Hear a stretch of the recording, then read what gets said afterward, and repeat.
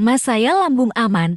Kenapa ya siang saya merokok aman-aman saja, tapi setiap habis malam makan saya merokok tiba-tiba pusing hebat lalu muntah. Biasanya juga gak apa-apa, tapi ini tiba-tiba muntah dan pusing. Itu kenapa ya, Mas? Aku bingung. Assalamualaikum warahmatullahi wabarakatuh. Ketemu lagi dengan saya. Pada kesempatan kali ini saya akan membahas itu singkat saja, tentu saja berdasarkan pengalaman pribadi dan juga sebatas pengetahuan yang saya ketahui saja, bukan sesuatu yang paling benar.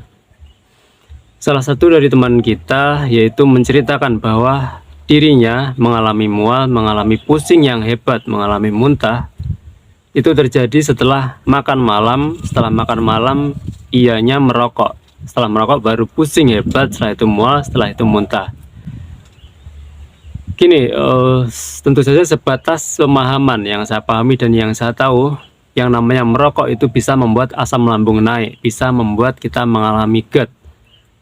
Itu bagi orang yang belum mengalami GERD, belum mengalami gangguan asam lambung. Dan untuk orang yang sudah mengalami gangguan asam lambung, sudah mengalami GERD, terus merokok, itu bisa memperparah keadaan, bisa memperburuk keadaan. Tentunya sangat bisa membuat asam lambung naik.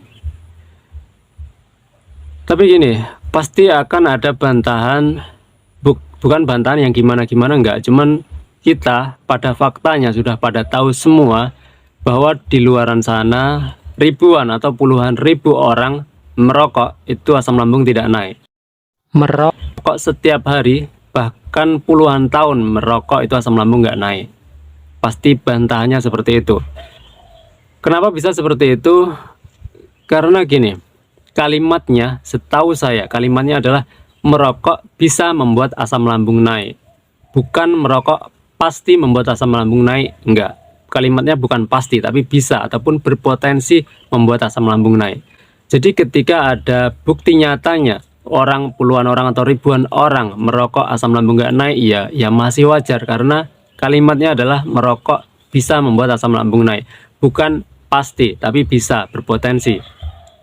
Jadi ketika ada ribuan orang merokok asam lambung nggak naik, ya masih wajar. Dan juga ketika orang merokok asam lambung naik juga wajar, karena memang merokok bisa membuat asam lambung naik. Dan dari menyimak cerita teman kita ini, yang membuat kambuh, yang membuat pusing hebat, yang membuat mual, yang membuat muntah, yaitu adalah karena asam lambungnya naik, sehingga membuat pusing sangat hebat, sehingga mual, sehingga muntah. Itu adalah kemungkinan saya doang, kemungkinan saya dari menyimak ceritanya tersebut. Tapi bukan pasti juga, itu hanya kemungkinan saya saja. Tapi yang jelas memang yang namanya merokok itu bisa menyumbang kita semakin asam lambung semakin naik, ataupun kita semakin GERD kalau kita yang sudah GERD, yang namanya merokok. Dan juga biasanya orang-orang tuh beralasannya seperti ini. Saya saja kemarin-kemarin merokok nggak kambuh kok, saya kemarin merokok nggak asam lambung nggak naik kok. Dan juga saya merokok nggak hanya kemarin doang, tapi berminggu-minggu saya merokok, yang kemarin tuh aman. Tapi kenapa ketika saya merokok yang ini kok kambuh? Berarti kan bukan gara-gara rokok, yang kemarin saya saja aman kok. Biasanya alasannya, bukan alasan sih, cuman yang lebih tepatnya patokannya adalah biasanya memakai itu. Yang kemarin-kemarin saya merokok aman, berhari-hari, berminggu-minggu saya merokok aman, terus kenapa sekarang merokok menjadi asam lambung naik, menjadi kambuh? Berarti kan bukan gara-gara rokok. Biasanya patokannya seperti itu. Dan kalau saya adalah yang seperti itu, kalau menurut saya tidak bisa kita jadikan patokan baku. Bukan berarti yang kemarin-kemarin kita aman, terus seterusnya kita aman, enggak juga seperti itu. Jadi bukan yang kemarin-kemarin, yang berminggu-minggu kita merokok aman, terus selamanya kita merokok pasti aman, pasti asam lambung nggak naik, enggak juga, nggak bisa dipastikan seperti itu. Karena kemarin dengan sekarang beda cerita, beda kondisi, beda situasi, beda imun juga mungkin. Yang kemarin-kemarin mungkin imunnya oke-oke saja, pikiran tenang, senang, bahagia, nggak lagi stres, dan masih banyak faktor yang lainnya. Dan mungkin sekarang pas kambuh itu imun sedikit turun, kita juga pas lagi stres, ataupun juga tabungan kita sudah menumpuk, itu juga bisa. Tabungan tentang merokok itu tadi, kemarin kita merokok itu kita sudah menabung banyak, dan pada akhirnya sekarang ini kita betok arisan kalau bahasa Jawanya. Kalau bahasa Indonesianya itu mendapat arisan, kita sudah waktunya meledaknya.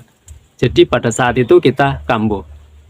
Jadi bukan berarti yang kemarin kita aman selamanya kita aman, enggak juga. Salah satu contohnya misal gini, ini contohnya tapi enggak sama persis, cuman mungkin bisa dijadikan contoh, yaitu adalah ketika kita meninju pohon pisang, 1 hari kita tinju terus pohon pisang itu enggak roboh, 2 hari kita tinju terus pohon pisang itu enggak roboh, terus kita tinju selama 1 minggu pohon pisang itu enggak roboh. Bukan berarti selamanya pohon pisang itu enggak roboh, enggak juga.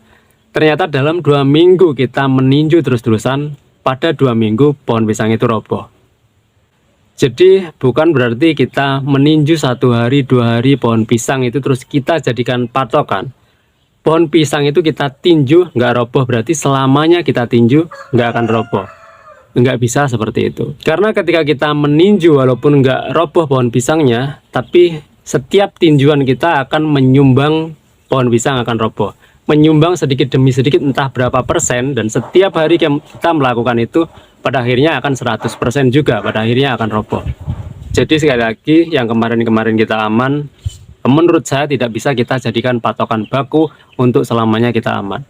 Dan kalau patokannya orang lain di luaran sana yang mungkin mengalami gangguan asam lambung sekalipun merokok tapi asam lambungnya nggak kambuh, asam lambungnya nggak naik, yang seperti itu juga tidak bisa kita jadikan patokan baku, juga tidak bisa kita jadikan panutan.